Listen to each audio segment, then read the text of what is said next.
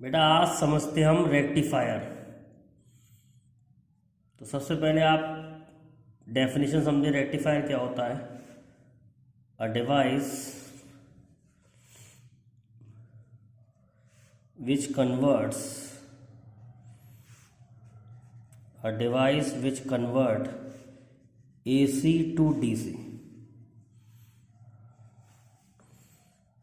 is called rectifier. ऐसा device जो AC को DC करता है उसको हम रेक्टिफायर कहते हैं।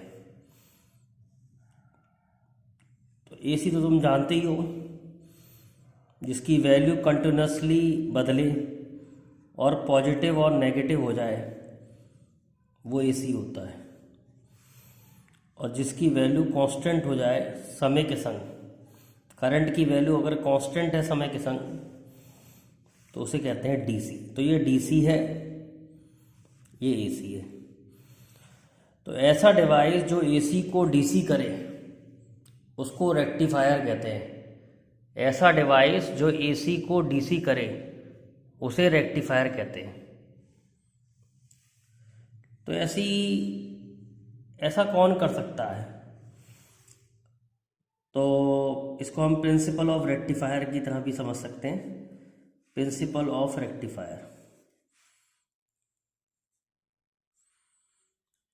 Principle of rectifier.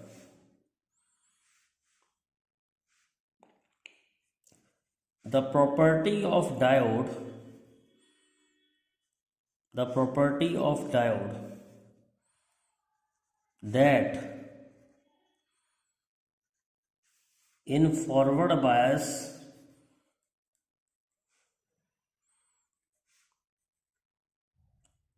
it conducts current,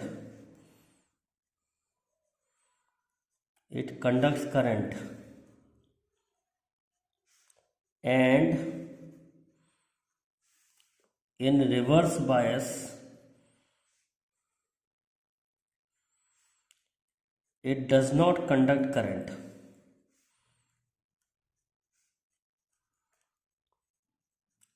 can be used for rectification।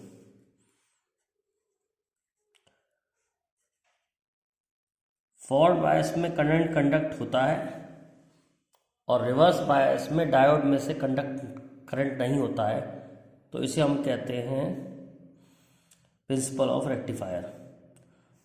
जैसे ये डायोड है, डायोड का सिंबल आप देख रहे हो, ये ट्रायंगल वाला हिस्सा P है और ये वाली डंडी जो है N है।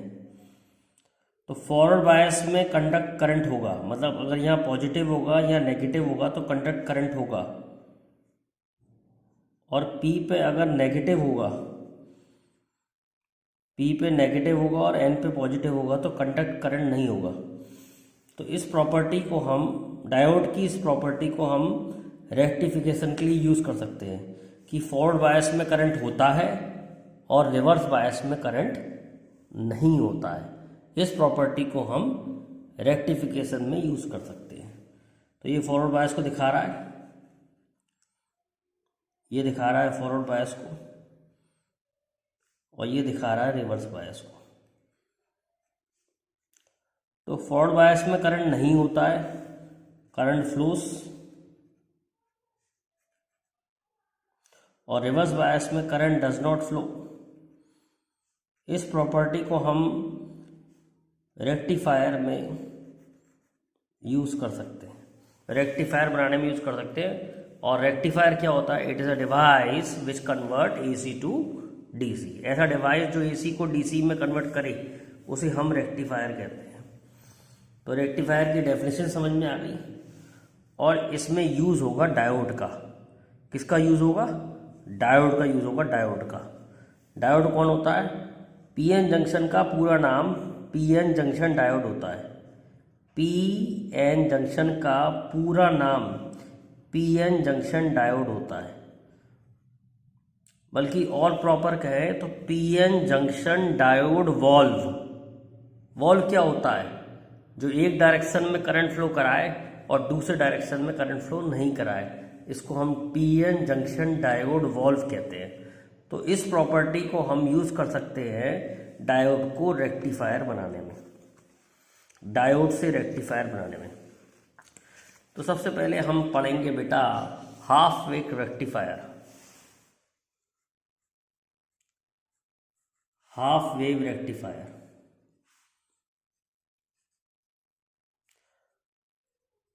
बेटा, अगर मेरी वीडियो आपको अच्छी लगती है तो प्लीज़ आप अपने फ्रेंड्स के संग शेयर करें और चैनल को ग्रो करने में हेल्प करें। आप जैसे और भी लोग होंगे जो पढ़ना चाहेंगे वीडियो से, तो चैनल को ग्रो करने के लिए वीडियो को शेयर करना बहुत ज़रूरी होता है। तो इसलिए आप वीडियो को शेयर करें। शेयर करेंगे मुझे भी बहुत अच्छा लगेगा और मुझे बहुत प्रोत्साहन मिलेगा और नई वीडियोस बनाने के लिए। अब मैं आगे नई वीडियो लेके आने वाला हूँ प्रॉब्लम्स की। जो बच्चों को प्रॉब्लम होती है न्यूमेरिकल सॉल्व करने में, तो वो न्यूमेरिकल सॉल्व करने में कोई प्रॉब्लम ना हो बच्चों को, तो I will make videos of problems. तो अगर आप चाहते हैं चैनल अच्छा चले तो प्लीज़ शेयर द वीडियो। अगर आपको वीडियो ज़रा सी भी अच्छी लगती है तो प्लीज़ शेयर द वीडियो। तो सबसे पहले हम समझ रहे हैं हाफ वेव रेक्टिफायर।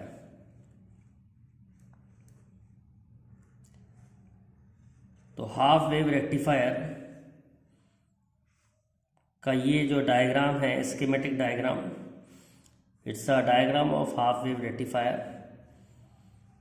इसमें एक डायोड यूज होता है, सिंगल डायोड यूज होता है, और यहाँ आउटपुट लिया आता है, यहाँ आउटपुट लिया आता है और यहाँ इनपुट अप्लाई किया जाता है। इसमें आपको मैं एक और नई बात बताऊंगा जो शायद क्लास में टीचर आपको नहीं बताए, लेकिन इट्स इम्पॉर्टेंट क्योंकि ऐसा न्यूमेरिकल कंपटीशन एग्ज़ाम में भी आया है। तो ये जो डिवाइस है, ये जो सिंबल है मैंने जिस डिवाइस का यूज़ किया है, ये है transformer. So this is actually a transformer. ये ट्रांसफार्मर है, ये डायोड है, और ये जो है ये आउटपुट यहाँ ले रहे हैं हम। इस रेजिस्टेंस के अक्रॉस हम आउटपुट ले रहे हैं। सपोज मैंने ऐसा इनपुट लगाया, तो मैंने जो इनपुट लगाया है उसमें पहले पॉजिटिव साइकिल को दिखाया है। तो मैंने जो इनपुट लगाया है उसमें पॉजिटिव साइकिल को दिखाया है। तो ये पॉजिटिव है, ये नेगेटिव हो गया, मतलब पहले पॉजिटिव साइकिल आया। इसको ए मान लेते हैं, इसको बी मान लेते हैं, इसको सी मान लेते हैं, इसे डी मान लेते हैं। तो जब पॉजिटिव साइकिल आएगा ए पर, तो ये जो डायग्राम है ये जो है ए पर है। पॉजिटिव साइकिल जब ए पर आएगा तो ट्रांसफार्मर इसका फेस चेंज कर देता है। ऐसा कम टीचर बताते हैं, ट्रांसफार्मर इसका फेस चेंज कर देता है। तो यहाँ पर नेगेटिव साइकिल आएगा और यहाँ पर पॉजिटिव साइकिल आएगा। तो ट्रांसफार्मर क्योंकि फेस चेंज कर देता है, तो एक तरीके से वो आपके इनपुट को रिवर्स कर देगा। मतलब ये पॉजिटिव आया है तो इसको बेटा नेगेटिव कर देगा, और नेगेटिव को पॉजिटिव कर देगा, पॉजिटिव को नेगेटिव, नेगेटिव को पॉजिटिव, ऐसा कर देगा। तो जब C पे नेगेटिव होगा, यानी P connect to negative and N connect to positive, जब C पे नेगेटिव होगा तो D पे पॉजिटिव होगा और PN जंक्शन रिवर्स बायस होगा। तो जब PN जंक्शन रिवर्स बायस होगा तो करंट फ्लो नहीं करेगा, करंट फ्लो नहीं करेगा, इसमें से रेजिस्टेंस में से भी करंट फ्लो नहीं करेगा और कोई आउटपुट नहीं आएगा। और कोई आउटपुट नहीं आएगा तो मुझे ऐसे शो करना पड़ेगा। अब इसके अपोजिट जब ए पे नेगेटिव आएगा तो सी पे पॉजिटिव आएगा, सी पे पॉजिटिव आएगा तो डी पे नेगेटिव आएगा। तो पी एन जंक्शन जो है फॉरवर्ड बायस हो जाएगा। फॉरवर्ड बायस हो जाएगा मतलब it will allow current to flow. तो करंट यहाँ से फ्लो करेगा और रेजिस्टेंस में से भी फ्लो करेगा, और करंट बढ़ेगा तो करंट इसमें से भी बढ़ेगा, आउटपुट का वोल्टेज बढ़ेगा। तो करंट बढ़ रहा है और फिर कम हो रहा है तो आउटपुट भी बढ़ेगा और फिर कम होगा, तो ऐसा आउटपुट आएगा। फिर इसके बाद ए पे आपका फिर पॉजिटिव साइकिल आ गया तो फिर सी पे नेगेटिव आ जाएगा, डायोड फिर रिवर्स बायस हो जाएगा। रिवर्स बायस हो जाएगा तो करंट फ्लो नहीं करेगा, करंट फ्लो नहीं करेगा तो आउटपुट नहीं आएगा। तो आप देख रहे हैं, आप देख क्या रहे हैं, आप इसमें देख रहे हैं कि एक बार डायोड रिवर्स हो रहा है, एक बार डायोड फॉरवर्ड हो रहा है, एक बार रिवर्स हो रहा है, एक बार फॉरवर्ड हो रहा है। तो केवल हाफ वेव ही तो आउटपुट में आ रही है, मतलब हाफ साइकिल में ही आउटपुट आ रहा है, हाफ साइकिल में आउटपुट नहीं आ रहा है। तो इसीलिए इसका नाम हाफ वेव रेक्टिफायर रखा गया है। तो अगर ये आ जाए एग्जाम में तो लिखना क्या होता है, when positive cycle appear at A, जब पॉजिटिव साइकिल ए पर आएगी, negative cycle appear at C, P N junction gets reverse bias, no current flows through diode and resistance,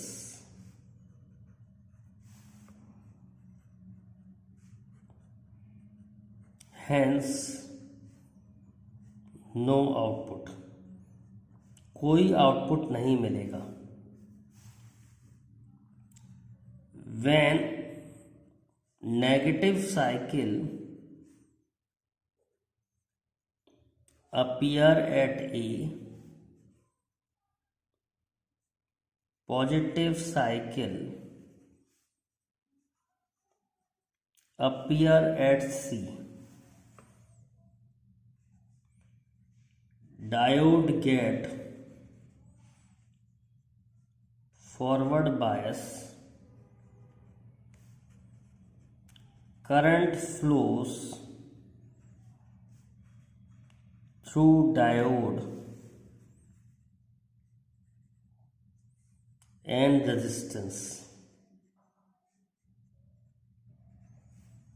current flows through diode and resistance, output will be obtained।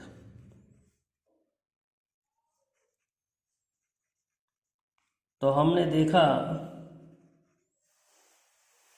कि एक cycle में current flow कर रहा है और एक cycle में current नहीं फ्लो कर रहा है, तो आउटपुट भी एक साइकिल में आ रहा है, एक साइकिल में नहीं आ रहा है, इसलिए इसका नाम हाफ वेव रेक्टिफायर है।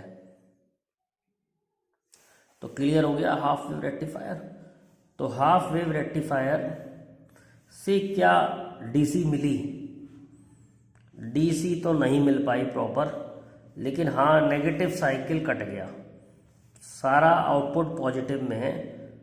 तो कह सकते हैं कि डीसी है, लेकिन it's not a proper DC. तो और अच्छी डीसी बनाने के लिए हमको फुल वेव रेक्टिफायर समझना पड़ेगा।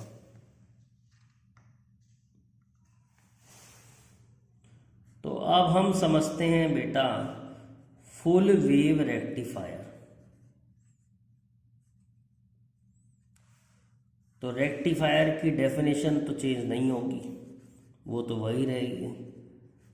रेक्टिफायर इज अ डिवाइस, अगर एग्जाम में फुल वेव रेक्टिफायर लिखने को आ जाए तो पहले रेक्टिफायर की डेफिनेशन लिखें। Rectifier is a device which converts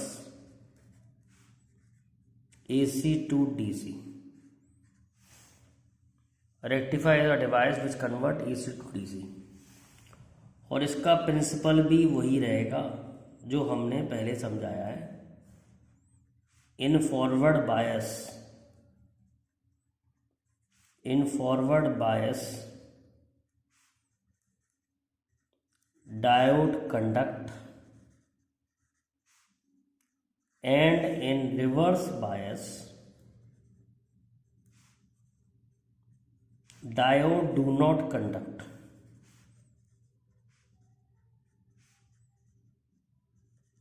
forward bias में डायोड कंडक्ट करता है और रिवर्स बायस में डायोड कंडक्ट नहीं करता है।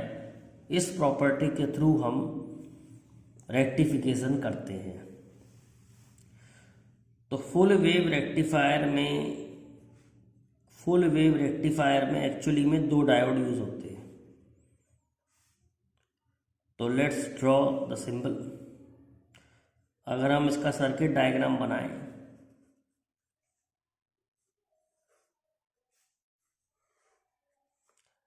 मैं है ना 2 सर्किट डायग्राम बनाना पसंद करूंगा इसको समझाने के लिए।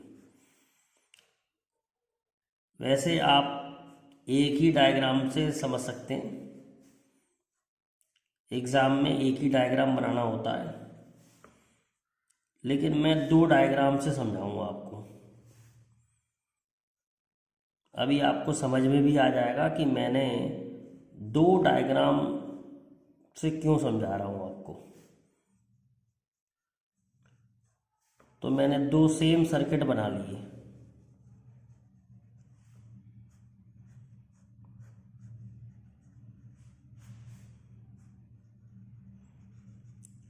मैंने 2 सेम सर्किट बना लिए।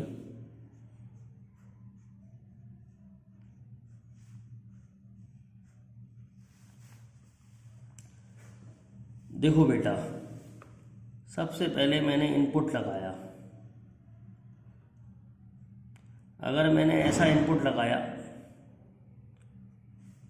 तो ये ए मान रहा हूँ, इसे बी मान रहा हूँ, इसे सी मान रहा हूँ, इसे डी मान रहा हूँ, इसे ए मान रहा हूँ, इसे बी मान रहा हूँ, इसे सी मान रहा हूँ, इसे डी मान रहा हूँ। मैंने ऐसे इनपुट लगाया तो पहले ए पर पॉजिटिव आया। तो अगर ए पर पॉजिटिव आएगा तो बी पर नेगेटिव आएगा। ट्रांसफार्मर जो होता है इसको उल्टा कर देता है। ध्यान रखना ये बात, इस पे क्वेश्चन भी आ चुका है। ट्रांसफार्मर इसको उल्टा कर देता है। It's changes 180 degree by face. इसको कहते हैं फेस चेंज कर देता है ट्रांसफार्मर का। ट्रांसफार्मर जो है फेस चेंज करता है। अगर यहाँ पॉजिटिव आएगा तो यहाँ नेगेटिव आएगा, यहाँ पॉजिटिव आएगा। अब इसका P नेगेटिव से कनेक्ट हो गया, इसका P पॉजिटिव से कनेक्ट हो गया, तो ये हुआ फॉरवर्ड बायस। ध्यान रखना, ये फॉरवर्ड बायस हुआ, ये रिवर्स बायस हुआ। और अगर ये फॉरवर्ड बायस हुआ है तो करंट इधर फ्लो करेगा इसमें से, और रेजिस्टेंस में से करंट ऐसा आ जाएगा। तो हमें आउटपुट मिलेगा। और करंट का डायरेक्शन जो है, अगर मैं इसे P और Q दे दूं तो करंट का डायरेक्शन Q से P है। अब इसका नेक्स्ट पार्ट कहते हैं जब ए पे नेगेटिव आएगा, तो इसको मैंने सेकंड डायग्राम में दिखा रहा हूँ मैं। ए पे नेगेटिव आएगा तो बी पे पॉजिटिव आएगा, और ट्रांसफार्मर इसको उल्टा कर देता है, सी पे पॉजिटिव और डी पे नेगेटिव कर देगा। तो अब कौन सा डायोड फॉरवर्ड बायस हुआ? इसका पी पॉजिटिव से कनेक्ट हो गया, डी नेगेटिव से कनेक्ट हो जाएगा, और इसका डी नेगेटिव, मतलब इसका पी जो है नेगेटिव से कनेक्ट हो गया, तो ये रिवर्स हो गया, ये फॉरवर्ड हो गया। अब करंट इसमें से फ्लो करेगा। ध्यान से देखिए, ध्यान से। करंट का डायरेक्शन अभी भी Q2P है। करंट का डायरेक्शन अभी भी Q2P है। मतलब अगर ये पॉजिटिव है तो ये भी पॉजिटिव है, तो नेगेटिव साइकिल बंद हो गया। तो फर्स्ट ऑफ ऑल अगर हम इसका ग्राफ बनाएं, आउटपुट का ग्राफ कैसा आ रहा है,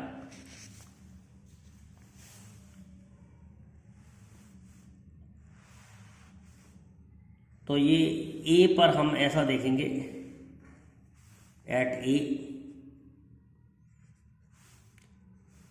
तो ध्यान रखना, सी पर इसका उल्टा हो जाएगा।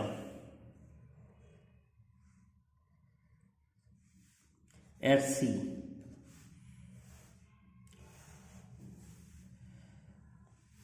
जरा फिर से देख लेते हैं एक बार डायग्राम को, इससे आपको और आसानी होगी। ए पर पॉजिटिव है, सी पर नेगेटिव है, तो D1 वाला जो है वो तो रिवर्स है, D2 वाला फॉरवर्ड है, और आपको आउटपुट मिल रहा है। जैसा इनपुट होगा वैसे ही आउटपुट हो जाएगा, यानी बढ़ेगा घटेगा, और काम कर रहा है D2। फिर अगर आप पे देखें, ए पे नेगेटिव आ गया, ए पे नेगेटिव आ गया, सी पे पॉजिटिव आ गया। अब D1 काम कर रहा है और D2 बंद है, तो D1 की वजह से आउटपुट मिलेगा, तो सेकेंड आउटपुट D1 की वजह से मिल रहा है। ऐसा भी एक क्वेश्चन आ चुका है, ये क्वेश्चन भी आपको एग्ज़ाम में मिलेगा कि कब आउटपुट D1 का है, कब आउटपुट D2 का है। तो एक बार D1 काम कर रहा है, एक बार D2 काम कर रहा है। So this is how the full wave rectifier works.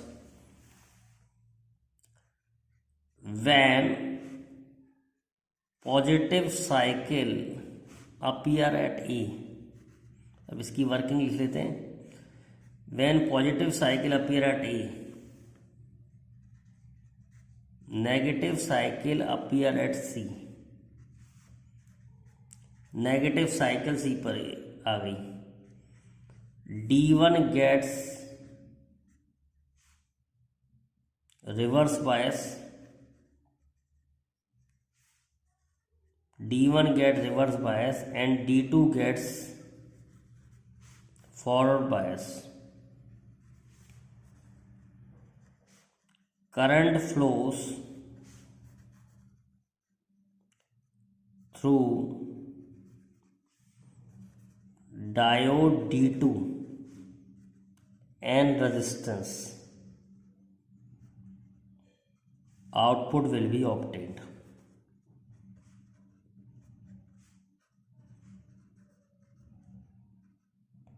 Output will be obtain. अब इसका उल्टा क्या होगा? When negative cycle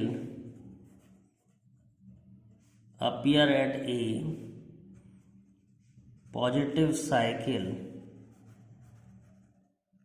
appear at C, D2 gets reverse bias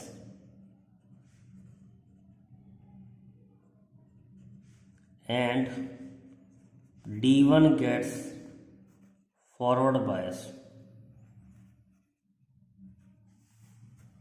Current flows through diode D1 and resistance. Output will be obtained.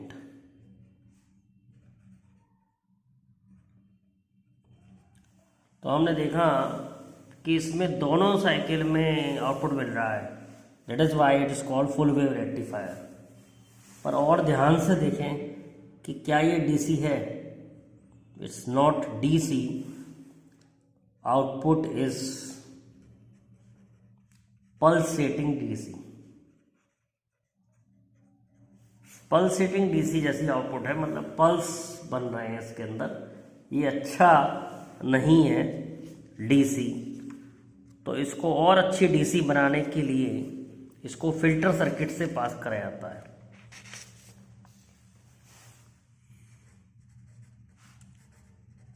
Output of a full wave rectifier is not perfect DC.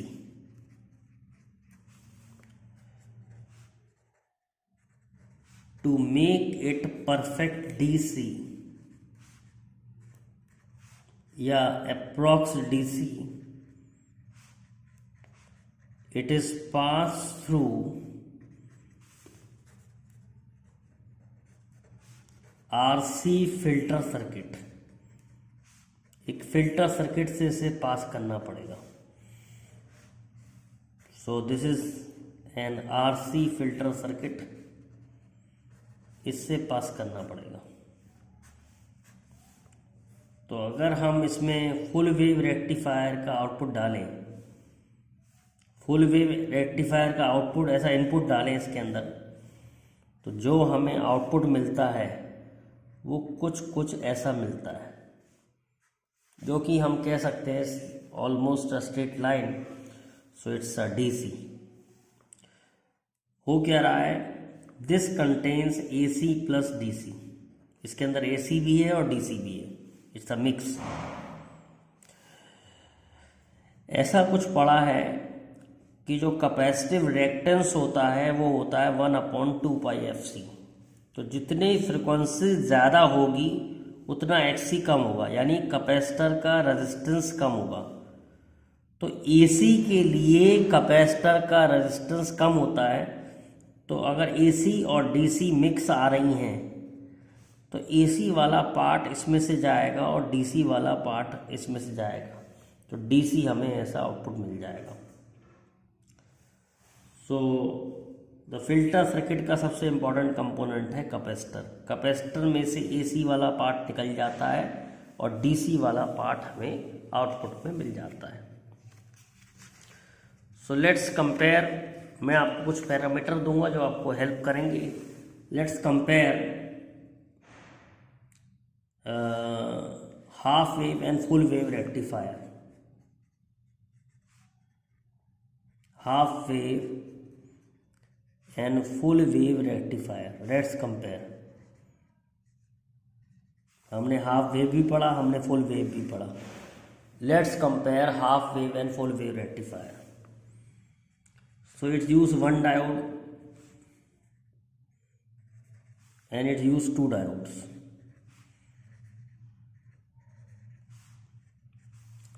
अगर मैं input और output की बात करूं तो इसमें ऐसा input दिया था और ऐसा आउटपुट आया।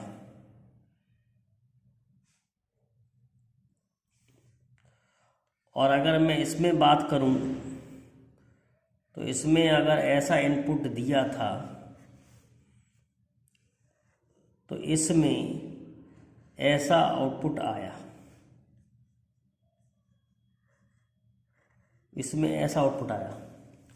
सपोज मेरे इनपुट की फ्रीक्वेंसी 50 हर्ट्ज है तो मेरी आउटपुट की फ्रीक्वेंसी भी 50 हर्ट्ज रहेगी। क्यों? देखो, यहाँ से लेके यहाँ तक का टाइम पीरियड है इसका, इसके बाद साइकिल रिपीट कर रहा है। जहाँ से साइकिल रिपीट करे वहाँ तक के टाइम को टाइम पीरियड कहते हैं। इसमें साइकिल यहाँ से रिपीट कर रहा है तो इसका टाइम पीरियड सेम रहा तो फ्रिक्वेंसी भी सेम रहेगी। इसमें देखें, इसमें साइकिल यहाँ से रिपीट कर रही है टाइम है और इसमें यहाँ से रिपीट कर रही है तो ये टाइम है, तो टाइम पीरियड आधा हो गया तो फ्रिक्वेंसी डबल होगी। अगर मैं इनपुट 50 हर्ट्ज लगाऊंगा तो आउटपुट 100 हर्ट्ज आएगी। ये क्वेश्चन एग्जाम में आया है और आगे भी आ सकता है। It's a very important question, मेरे टेस्ट में भी आता है, मुझे भी बहुत पसंद है ये क्वेश्चन। तीसरा, अगर हम इसकी एवरेज वैल्यू निकालें तो ये आपको याद करना पड़ेगा। ये हमने एवरेज वैल्यू निकालना AC में सिखाई थी।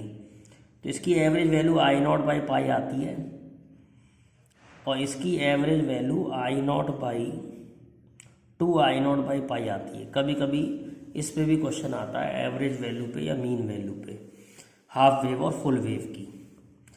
सपोज मैं इसकी RMS वैल्यू निकालूं, इस साइकिल की RMS वैल्यू निकालूं तो वो आती है I0/2। ये आपको निकाल के देखनी पड़ेगी AC में जो फॉर्मूला सिखाया था। तो इसकी RMS वैल्यू आएगी I0/√2। लर्न करनी है, लर्न कर लोगे इजीली सॉल्व हो जाएंगे। अच्छा, हाफ वेव रेक्टिफायर ज़्यादा अच्छा नहीं होता, इसकी एफिशिएंसी होती है 40.6% और इसकी एफिशिएंसी होती है 81.2%।